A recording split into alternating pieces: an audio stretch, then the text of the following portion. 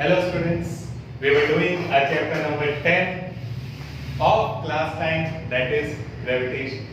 And in this video we'll continue the chapter. Okay?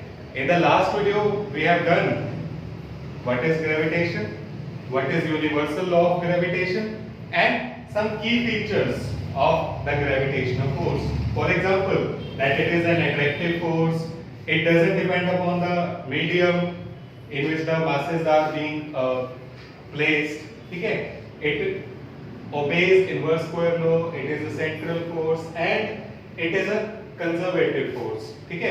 तो ये हमने फॉर्मूला इसका बनाया था जिसमें g की वैल्यू थी 6.67 into 10 raised to power minus 11 newton metre square पर kg स्क्वायर. ठीक है? तो यहाँ तक हम कर चुके हैं. इसके आगे आज हम इसको कंटिन्यू करेंगे. सो अगर हम इसका और एक दो कैरेक्टरिस्टिक्स देखें, सो फर्स्ट एक और लिखते हैं इसकी कि it is a long range force.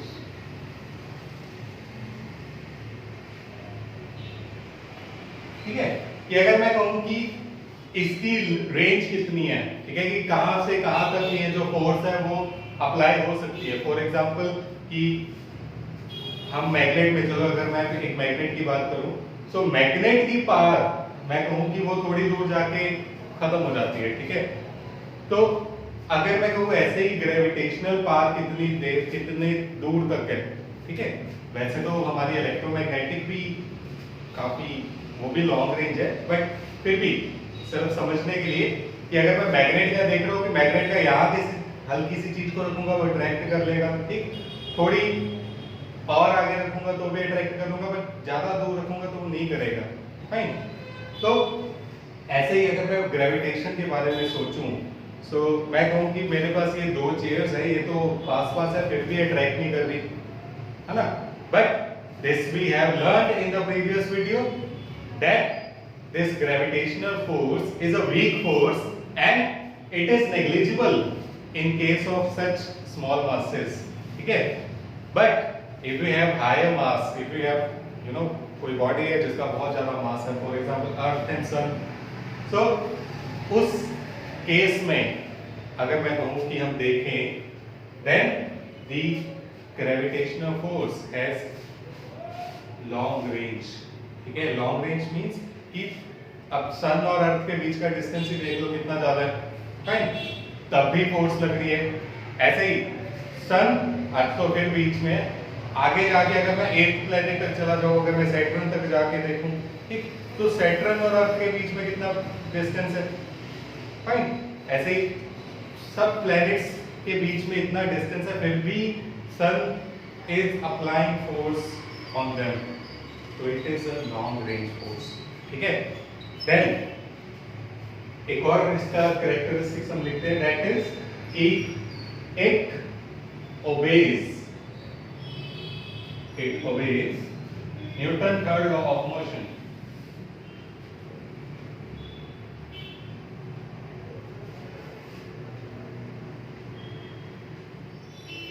Now you all know what is Newton third law. Newton third law says that every action has equal and opposite reaction, or if we have a force then उसके opposite कोई force भी जरूर होगी. ठीक है? So अब अगर मैं कह रहा हूं this is my earth, fine, and here I have suppose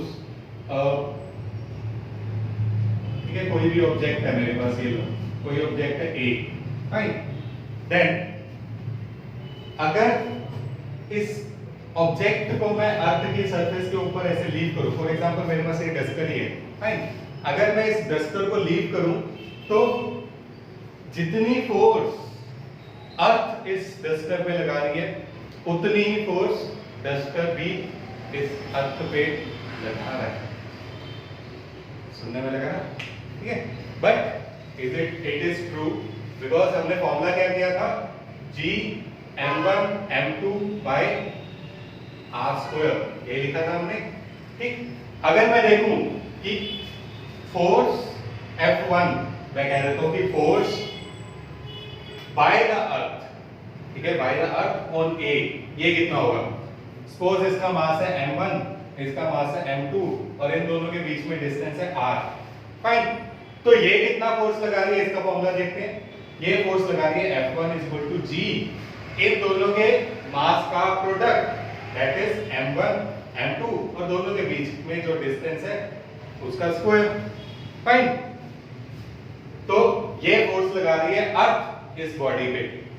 now ये बॉडी जो अर्थ पे फोर्स लगा रही है, इसको अगर मैं नेम दे दूं F2, देन F2 कितना होगा? G तो भाई कांस्टेंट है। फिर इसका मास कितना है? M2, इसका कितना है? M1, तो ये क्या हो जाएगा? M2 M1 अपॉन दोनों के बीच में डिस्टेंस r²। तो दोनों को पेयर करो, we have both the same formula for the both, ठीक है। तो जितनी फोर्स अर्थ इस बॉडी में लगा रही है, उतनी ही फोर्स ये बॉडी भी अर्थ पे लगा रही है, ठीक है। तो it obeys inverse square law और it obeys Newton's third law. But अगर मैं कहूं कि डस्टर को मैं यहां लीव कर रहा हूं, तो डस्टर तो अर्थ की तरफ जा रहा है, बट अर्थ डस्टर की तरफ क्यों नहीं आ रही? ठीक है, वो डस्टर जो है वो अर्थ की तरफ एक्सेलरेट कर रहा है, बट अर्थ डस्टर की तरफ एक्सेलरेट क्यों नहीं कर रही? तो इसका भी आंसर है, ठीक है। तो इसके लिए हम देखते हैं, हमने पिछले force and laws of motion chapter में देखा that F is equal to ma। Fine, अगर मैं कह दूं ये F1 है, ये M1 है, ये A1 है for the earth, fine, and F2 is equal to M2 is into A2, ये है मेरे पास बॉडी A के लिए। फाइन, इस बॉडी A के लिए। देन अब हमने क्या ऑब्जर्व किया? F1 तो F2 के इक्वल है, ये कहा ना। सो मैं क्या कह सकता हूं कि अगर मेरी दोनों लेफ्ट हैंड साइड इक्वल है, तो दोनों राइट हैंड साइड भी इक्वल होगी। Then I can write M1 A1 is equal to M2 A2, ठीक। फिर मुझे क्या है, यहाँ पे एक्सेलरेशन निकालनी है, A2 की एक्सेलरेशन, A1 की एक्सेलरेशन निकालते हैं, ठीक है। A1 की एक्सेलरेशन मींस कि किस एक्सेलरेशन से अर्थ जो है वो इस बॉडी के पास जा रही है। सो A1 is equal to M2 A2 by M1, and ये मास कितना है? बॉडी है, चलो यही है 100 ग्राम है, ठीक है। इसकी एक्सेलरेशन जितनी भी हमारे पास आ रही है divided by M1, mass of earth, and mass of earth means 6 into 10 raised to power 24 kgs। 6 into 10 raised to power 24 kgs। तो यहाँ देखो कि डिवाइड में 10 raised to power 24 है, जब ये डिवाइड वाला 10 raised to power 24 डिनोमिनेटर से न्यूमरेटर में आ जाएगा तो -24 हो जाएगा, ठीक है। मींस इस अर्थ की एक्सेलरेशन हो जाएगी 0.0000024 टाइम्स 0 एंड समथिंग कोई वैल्यू। तो 0.00 तो एक्सेलरेट ही नहीं है, ठीक है, मतलब एक्सेलरेट कर रही है but it is negligible. Fine, तो यहां से हमने क्या फाइंड आउट किया कि because the mass of earth is very large comparable to this dust or to any other body, so the acceleration by the earth toward this body is negligible one, ठीक है। तो it is negligible one, okay। तो इससे हम ये एक चीज लिख सकते हैं that if force is constant, ये तभी होगा, ये चीज कब आई है? जब force constant है, okay। If force between the two is same, then I can write F upon M is equal to A, ठीक है, ये डिवाइड में चला गया। And if force is constant, ये हम करते हैं ना हम क्या करते हैं हमेशा कि जब डायरेक्टली प्रोपोर्शनल होता है उसको इक्वल लिखने के लिए हम एक कांस्टेंट लगा देते हैं, ठीक।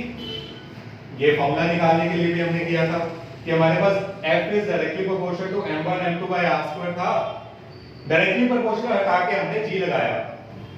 नाउ यहां पे ये मेरे पास कांस्टेंट है, ये इक्वल है, ठीक है, ये कांस्टेंट ये इक्वल की जगह डायरेक्टली प्रोपोर्शनल भी आ सकता है। तो मैं क्या कह सकता हूं 1 by m, फाइन। सो यहां से we have found that if force is constant, then acceleration is inversely proportional to the mass of the body. And here, the mass of the Earth is बहुत ज़्यादा, ठीक है, it is very large. Erase हो गया. So it was 6 into 10 raised to the 24 kgs. Okay, that's why Earth do not accelerate toward it. But अगर फिर मैं सोचूं कि यार चलो थोड़ा थोड़ा करके कुछ तो फर्क पड़ेगा, ये हमेशा कोई ना कोई चीज अर्थ की तरफ आ रही है, ठीक है, कि मैं कहूँ ये डस्टर है या हम कोई चीज नीचे की तरफ फेंक रहे हैं, कोई भी पूरी दुनिया पे हो रहा है ना। तो ये मेरी अपनी थिंकिंग है कि अगर मैं देखूं अर्थ ऐसे है हमारे पास सर्कुलर, फाइन, यहाँ पे एक तो वैसे ही नेग्लिजिबल है, फाइन, बट अगर कोई यहाँ पे नीचे की तरफ गिर रहा है कोई चीज, ठीक है, तो यहां पे भी नीचे की तरफ गिरा रहा होगा। हर चीज कहां होती है, everything is being attracted by the centre of the earth. तो ये ना सेंटर, ये वाली बॉडी भी अर्थ की तरफ एक्सेलरेट करेगी, ये वाली बॉडी भी अर्थ की तरफ एक्सेलरेट करेगी। यहां अगर कोई ऊपर की तरफ है कोई चीज, अगर मैं यहां से गिरा रहा हूं तो वो भी अर्थ की तरफ एक्सेलरेट कर रही है, ये भी अर्थ की तरफ एक्सेलरेट कर रही है। तो एक तो वैसे ही नेग्लिजिबल है, ठीक है, ये तो थ्योरी है ही है, बट एक मेरी थिंकिंग है कि हमारे पास ऐसा भी तो है कि अगर मैं कहूं नेग्लिजिबल करते करते भी कुछ ना कुछ फर्क पड़े, सो वो भी कहीं ना कहीं कैंसिल आउट हो जाता है, ठीक है, तो वो नेग्लिजिबल भी कैंसिल आउट हो जाता है। हेंस हमारे पास जो अर्थ है वो एक्सेलरेट करती नहीं दिखती, फाइन, कि सिर्फ एक बॉडी का केस दूं मैं, बाकी यहां वहां छोड़ दूं। चलो कि अगर मैं कहूं कि इस डस्टर को मैं ऐसे छोड़ रहा हूं, ठीक है, डस्टर को गिरा रहा हूं, तो ये डस्टर अर्थ की तरफ जा रही है, अर्थ डस्टर की तरफ नहीं आ रही, बिकॉज अर्थ का मास बहुत ज्यादा है, ठीक है। ये चीज याद रख लेनी है। दो चीजें की हमने बहुत important, that the gravitational force obeys Newton's third law of motion, that every body या every force या every action has equal and opposite reaction, ठीक है। तो बस यही था, ये चीज याद कर लेनी है, ये क्वेश्चन आता है पेपर में, ठीक है, कि why a body appears to yeah it actually accelerate toward the earth, but earth doesn't appear to come toward the body. Why so? Because ये हम लिखेंगे वहां पे कि if force is constant, then acceleration is inversely proportional to the mass, and if acceleration is inversely proportional to the mass और अर्थ का मास बहुत ज्यादा है, इसलिए वो एक्सेलरेट करती नहीं दिखती, वो एक्सेलरेशन नेग्लिजिबल है, फाइन, क्लियर है। ओके, सो ऐसे ही हम एक आधा कोई न्यूमेरिकल देख लेते हैं जो हमने फॉर्मूला किया ये वाला, fine. So our formula says F equals G m1 m2 by r², ठीक है, it is m1 m2 by r². Now if I say find force of attraction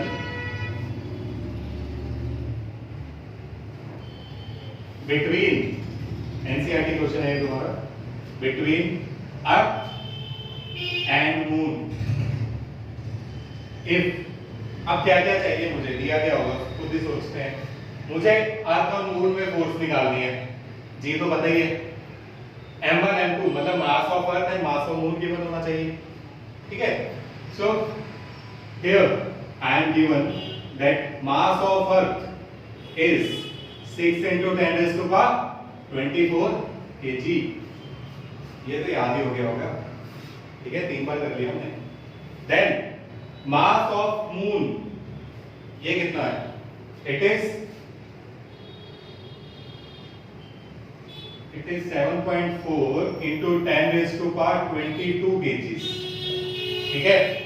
then दो बॉडीज आ गई, दोनों बॉडीज के बीच का डिस्टेंस चाहिए मुझे, okay. So that is given 3.84 into 10 raised to power 5 metre. Fine. So ये जो चीजें चाहिए थी मुझे गिवन है, जी की वैल्यू अदरवाइज तो गिवन होती है, बट स्टिल याद कर लो तो बहुत अच्छी बात है। So the value of G is 6.67 into 10 raised to power -11 newton metre square पर kg square, okay। we'll substitute the value। now force would be 6.67 into 10 raised to power -11 into 6.67 into 10 raised to 6 into 10 raised to power 24 into 7.4 into 10 raised to power 22 whole divided by 3.84 into 10 raised to power 5 square। Fine. So ये values हमने substitute कर ली, and after substituting the value and solving these I will get, you can check it, ठीक है, check करो, इसका answer आ रहा है 2.01 into 10 raised to power 20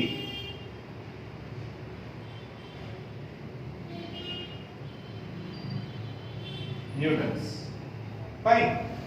तो कल हमने किया था, या प्रीवियस वीडियो में हमने किया था कि एक बॉडी, दो बॉडीज के बीच में जिनका मास है अबाउट 60 kg और उनके बीच में डिस्टेंस था 6 मीटर, तो उसकी फोर्स अप्रोक्सीमेटली नेग्लिजिबल निकल रही थी, 10 raised to power शायद -9 या -10 आ रहा था, है ना। तो यहाँ पे अर्थ और मून के बीच में आ रही है 10 raised to power 20 means 201 0 0 0 0 0 18 zeros आएंगी, ठीक है। तो इतनी ज्यादा फोर्स अर्थ एंड मून के बीच में हमारे पास होती है। Fine. That's why earth revolve around the sun, fine, and moon revolves around the earth, okay.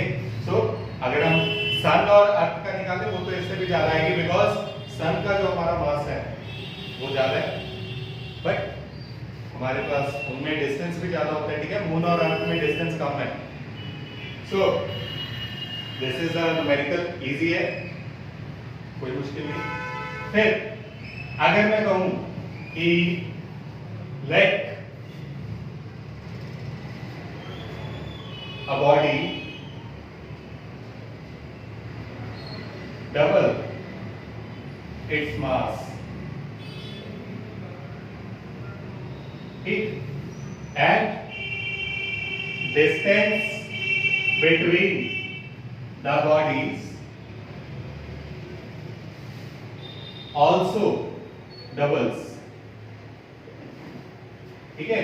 कि मैं पूरा क्वेश्चन नहीं लिख रहा, सिर्फ समझाने के लिए कि I have two bodies out of which one body doubles its mass and then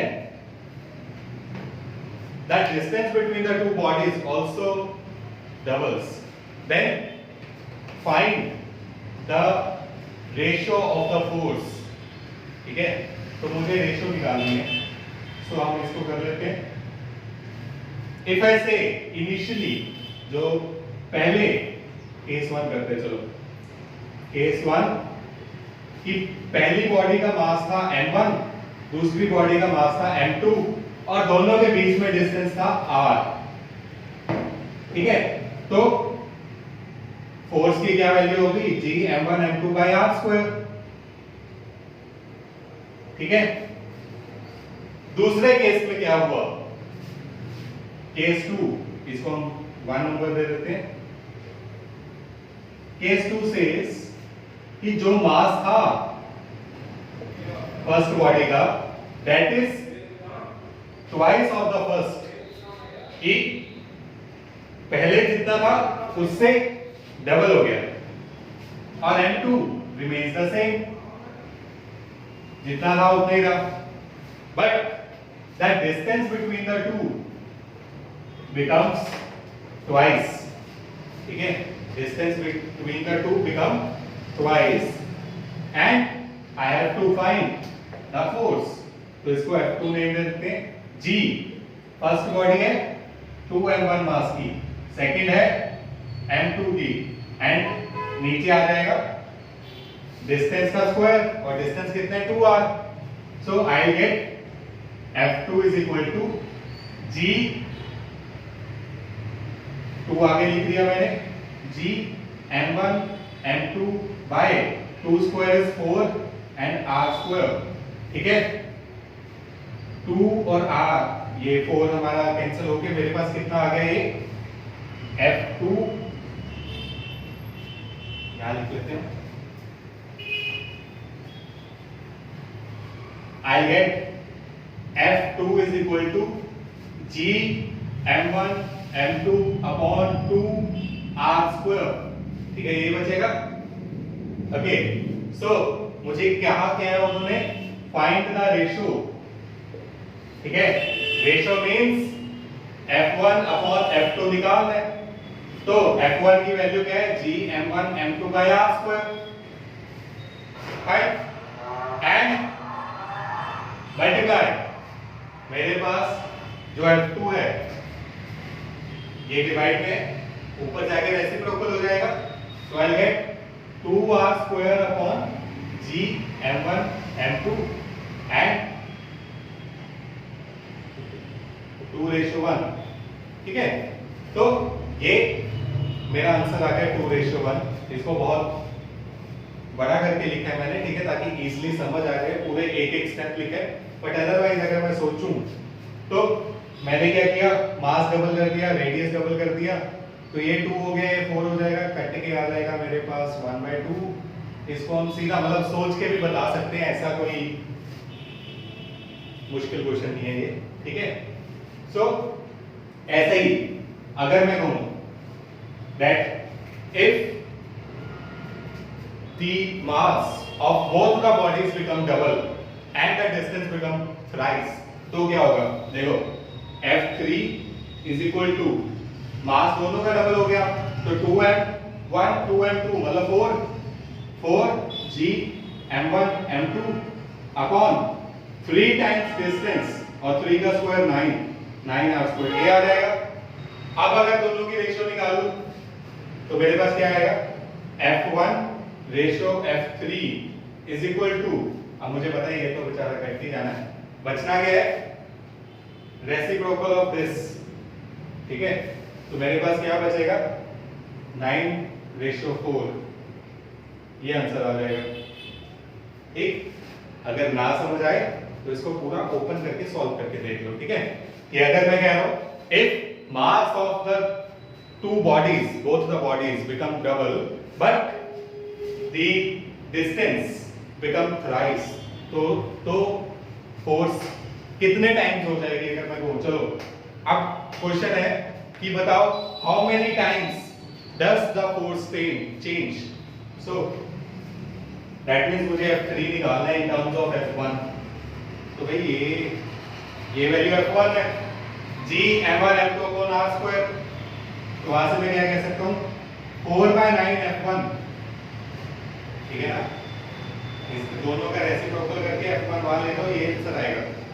तो F3 इज 4/9 F1, ऐसा भी क्वेश्चन आ सकता है कि बताओ कि अब कितने टाइम्स फोर्स चेंज हो गई, तो भाई 4/9 टाइम्स चेंज हुई है। ऐसे ही अगर यहां पे पूछते हो कि कितने टाइम्स चेंज हुई है, तो G m1 m2 by r square, ये किसकी वैल्यू है भाई, G m1 m2 by r square F1 की वैल्यू है, so I get F1/2, so force हो जाती है हाफ। अगर किसी बॉडी, दो बॉडीज है, एक का मास डबल कर दो और उनके बीच में डिस्टेंस भी डबल कर दूं मैं, देन उन दोनों के बीच में जो फोर्स है वो हाफ रह जाती है। क्लियर है? चलो आगे चलते हो। ठीक है, कोई मुश्किल नहीं है इसमें। Then next our topic is applications of gravitational force.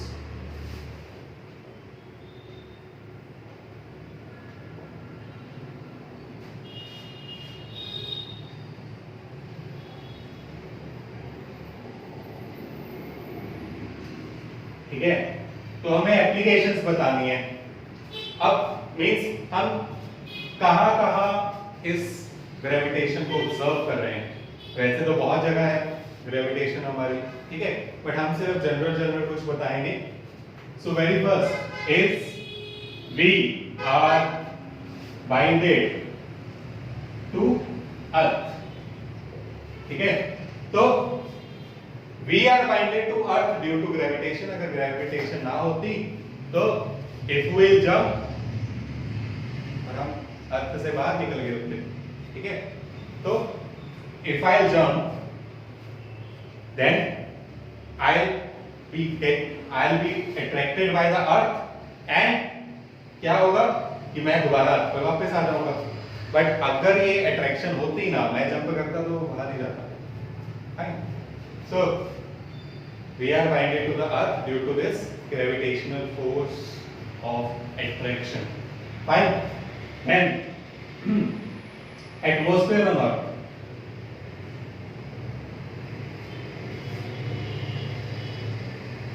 ठीक है, तो क्या है कि अर्थ से बाहर जाने के लिए हमें बहुत ज्यादा स्पीड चाहिए होती है, जिसको हम बोलते हैं एस्केप वेलोसिटी। ठीक है, तो एस्केप वेलोसिटी हमारी बहुत हाई है अर्थ की।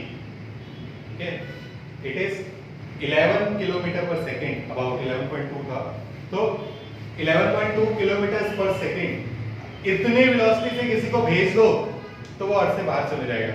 But think of it, 11 kilometre एक सेकेंड में कौन करेगा भाई? ठीक है ना, एक सेकेंड में 11 किलोमीटर। सो इतनी एस्केप वेलोसिटी हमारे पास नहीं है कि अगर मैं क्या करूं, मैं जंप करूं 11.2 किलोमीटर पर सेकेंड से तो मैं अर्थ के बाहर जाऊंगा, अदरवाइज नहीं जा सकता। फाइन। सो ऐसे ही जो हमारा एटमॉस्फेयर है, हमारे अर्थ पे एटमॉस्फेयर है ही इसी कारण कि हमारे अर्थ की एस्केप वेलोसिटी बहुत हाई है। मींस हमारे अर्थ पे अट्रैक्शन बहुत ज्यादा है, जिसके कारण इस अट्रैक्शन को ओवरकम करने के लिए मुझे इतनी स्पीड देनी पड़ेगी। ठीक है, तो गैसेस के पास में इतनी स्पीड तो होती नहीं। ठीक है, इतनी स्पीड उनके पास नहीं है, इसलिए गैसेस हमारे अर्थ के अंदर ही है, एक सराउंडिंग में ही है, अर्थ से बाहर नहीं जा रही है। फाइन। सो जो एटमॉस्फेयर है हमारे अर्थ का, that is due to the gravitational force. ठीक है, अगर ये अट्रैक्शन ना होती तो अर्थ से पार्टिकल्स, जो हमारे गैसियस पार्टिकल्स हैं, वो निकल जाते और फिर एटमॉस्फेयर नहीं होता। फॉर एग्जांपल मून पे हम देख लें, सो मून का मास बहुत कम है। अगर उसका मास कम है तो उसकी ग्रेविटेशनल फोर्स भी कम होगी, एंड अगर उसकी ग्रेविटेशनल फोर्स कम है पार्टिकल्स पे, तो वहां पे अगर मैं गैसेस लेके भी जाऊं, ठीक है, तो भी वो एस्केप कर जाएंगे बहुत इजीली। एंड अगर वो एस्केप कर गए फिर कौन सा atmosphere? Fine. So the second important feature, ये application of gravitational force, that atmosphere है यहाँ पे। सो थर्ड थिंग, अर्थ और I must say other planets also are attracted toward sun due to this gravitational force। ठीक है, तो अर्थ है या अदर प्लैनेट्स है वो सन की तरफ अट्रैक्टेड है। अगर चलो फिर मैं कहूं कि ये ना होता तो हर चीजें सोच के रखो कि ये ना होता तो सन नहीं होता। ठीक है, कि हम कभी किसी तरफ जा रहे हैं, उसके बीच में कभी अगर कोई स्टार दिख गया तो हमारे यहाँ लाइट आएगी, अदरवाइज नहीं आएगी। और अगर बहुत ज्यादा हैवी, बहुत ज्यादा मैसिव स्टार के पास से हम निकल गए फिर तो अर्थ वैसे ही खत्म। ठीक, तो अगर अर्थ की अट्रैक्शन ना होती तो एक स्ट्रेट पाथ अर्थ ट्रैवल कर रही होती, जिसमें वो कभी किसी से टकरा रही होती, कभी किसी से टकरा रही होती, कभी किसी स्टार के पास जाते हम और मे भी सड़ जाते, ठीक है, बर्न हो जाते। So we are attracted to the sun and revolving around the sun we have these seasons, जो हम बोलते हैं कि अलग अलग हमारे पास टेम्परेचर्स, विंटर, समर, ये सारी चीजें अर्थ के अराउंड के कारण है। ठीक है, और सनलाइट के कारण ही हमारे यहाँ पे लाइफ है। Plants can do the photosynthesis because of the sunlight.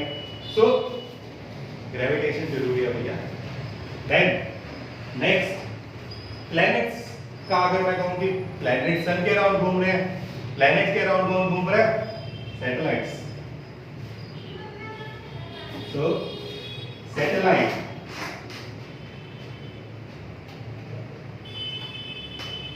revolves around planets. ठीक है, satellites revolve around the planet due to what? Due to the gravitation. ठीक है, अब अगर मैं कहूं कि सैटेलाइट्स ना होती तो कौन सा कुछ था? बट नहीं। ठीक है, I am not talking about the natural satellite, for example moon. I am talking about the artificial satellite also. ठीक है, so artificial satellite में हमारे पास क्या होगा कि हमारे पास ये जो हम सैटेलाइट्स हैं कि भेजते हैं, वो सैटेलाइट्स अर्थ के अराउंड घूमती हैं। ठीक है, एंड क्या होगा कि अगर ये सैटेलाइट्स ना हो तो जो हम ये कॉन्टिन्यूटी में हमारे सिग्नल्स जा रहे हैं ये सारी, तो हमारे क्या है, ये जो टेलीफोन्स चल रहे हैं, हमारे टीवीज चल रहे हैं और वेदर फोरकास्टिंग हम कर रहे हैं। ठीक है, तो बहुत सारी चीजें हैं जो हम ये सैटेलाइट्स के थ्रू कर रहे हैं। ठीक है, so both the satellite I am talking about natural satellite for example moon and artificial satellites also. Okay, so ये भी जरूरी है भाई। तो देखो तो सही, ग्रेविटेशन क्या चीज क्या है, कितनी अच्छी चीजें कर रही है वो। Then we have low tides, या फॉर पूरे लिखते हैं इसको, formation of low tides and high tides due to attraction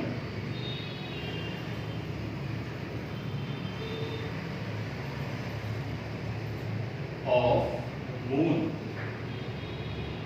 and sun।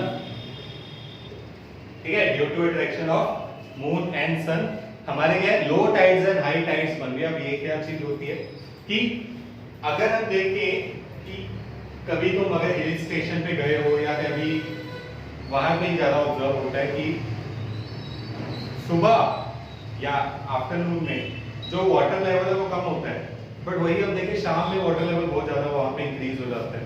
ठीक, कि ऐसा क्यों हो रहा है कि कभी वाटर लेवल हमारा कम हो गया, कभी वाटर लेवल इंक्रीज हो गया।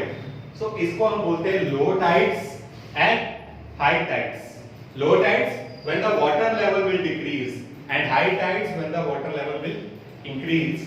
So इसको समझने के लिए अभी समझा देता हूँ, बट इसको हम आगे डिटेल में भी करेंगे कि कैपिलर्स लॉ। ठीक है, कैपिलर ने इस ग्रेविटेशन को बहुत ज्यादा स्टडी किया, एक्सपेरिमेंटेशन की है उसने, and he gave us 3 laws. ठीक है, जो हम नेक्स्ट वीडियो में पढ़ेंगे। For the while he said that earth revolves around the sun not in the circular path but in elliptical path. ठीक है? So क्या है कि ये हमारे पास अगर सन है, ठीक है, sun could be here, sun could be here, ठीक, या किसी एक पोजीशन पे हो सकता है, मैं यहाँ लेके चल रहा हूँ समझाने के लिए, या अर्थ उसके अराउंड घूम रही है, फाइन। तो क्या होगा, यहाँ डिस्टेंस कम है, अट्रैक्शन ज्यादा हो जाएगी, अट्रैक्शन ज्यादा होगी तो क्या होगा, उसके कारण वाटर लेवल हाई हो जाएगा हमारा, फाइन। जब अर्थ घूम के यहाँ चली जाएगी तो क्या होगा, डिस्टेंस इंक्रीज कर जाएगा एंड अट्रैक्शन कम हो जाएगी, एंड अगर अट्रैक्शन कम हो रही है देन हमारे पास वाटर लेवल डाउन हो जाता है।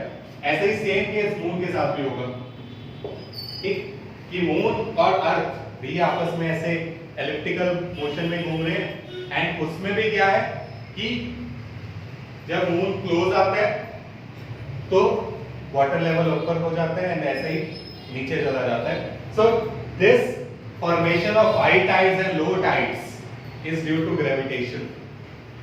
अब हम कहेंगे इसका क्या यूज है हमारे, तो भाई हम फिजिक्स वाले भाई, हम हर किसी का यूज करते हैं, हर चीज जो हमने स्टडी की उसको हम यूज में बना लेते हैं। सो टाइड्स से तुम नेक्स्ट ईयर 10th में एक चैप्टर है सोर्सेज ऑफ एनर्जी, उसमें पढ़ोगे कि हम टाइड्स से एक पावर प्लांट बना सकते हैं। पावर प्लांट मींस कि जिससे इलेक्ट्रिसिटी जनरेट हो, ठीक है, कि हम क्या करते हैं कि जब हाई टाइड होती है तो पानी एक तरफ से दूसरी तरफ जाता है, और जब लो टाइड होती है तो वही पानी उस तरफ से दूसरी तरफ आ जाता है। डिटेल में तब हम करेंगे नेक्स्ट ईयर।